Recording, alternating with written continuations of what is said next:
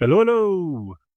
How's it going today? So we're going to talk really quickly about Claude Code's headless mode, and that's basically a way to run Claude Code without actually going into the what do you call it the REPL into the little interface. And just like a quick example, I could send a message into Claude Code just by using the dash p, to write me a haiku about artificial intelligence, and this is what it gave me. Right, so silicon minds awake, dreaming in electric streams, learning to be light. That's a haiku. You'll see the documentation has this, slash headless. And you can see all the different commands and stuff, like you can continue conversation to do everything. And so that way you don't actually have to go into the interface. You can use it to automate things, right? So I have an example of headless mode and agentic coding. There's a lot of talk about, running an agent for 24 hours or whatever. But, why not just run an agent in a loop with AI, helping it decide different things, for example. That way you don't have to worry about context window or worry about running an agent for 24 hours. Um, so that's an example I have here. I have a local N8N install. Now we can talk to my Claude code directly on my project I'm developing, right? So that's what these shell commands, these SSH commands are right here. And here's an example of what it looked like headless mode of me using it. Right, so I tell it to use maximum tokens for reasoning. I tell it to activate a plugin, right? Have a specific plugin, and I'll give it for each of these options here. You see, it represents a command, right? And there's ways to make this more programmatically organized. The way I have it set up isn't the most optimal, but I was like kind of developing it on the run.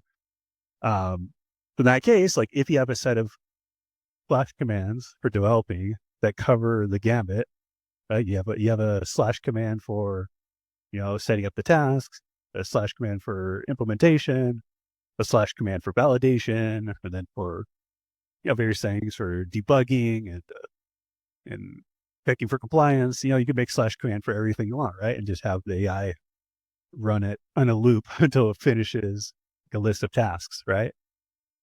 So in this system here, I record the conversation between this AI. I'm using Grok, uh, tons of credit with them right now. So it doesn't, you can use a local model if you wanted, and it'd be completely free. But in this case, I have just earning credits on Grok. But it'll load up the history of the conversation between Grok and Claude Code on the project. And it'll bring that summary of conversation into the context of a prompt. In this case, it's going to say, okay, here's a list of commands you could order Claude Code to do.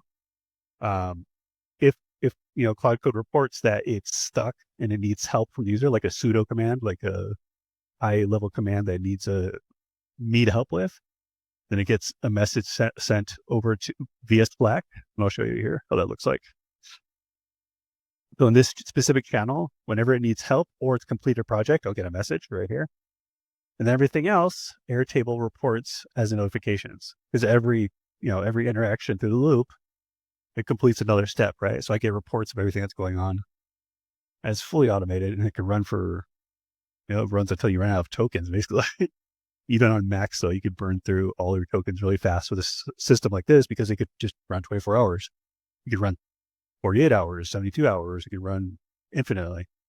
So yeah, that's basically the gist of it. It'll go through the process of like, okay, Claude Code has a result, like it ran, let's say, a validation, and then it outputs the validation, and then that validation gets sent right back to the beginning of the loop, right? So the next step, and then Grok will decide what the next step is.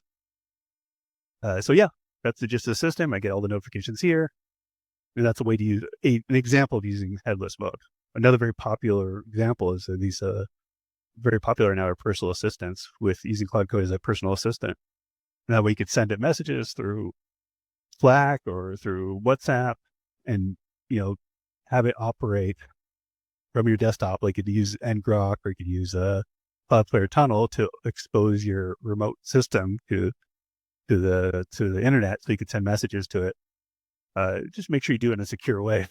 Anyways, that's a quick overview of the using headless mode, and it's just with a specific example. If you have any questions, leave comments below, and have a great day. Bye.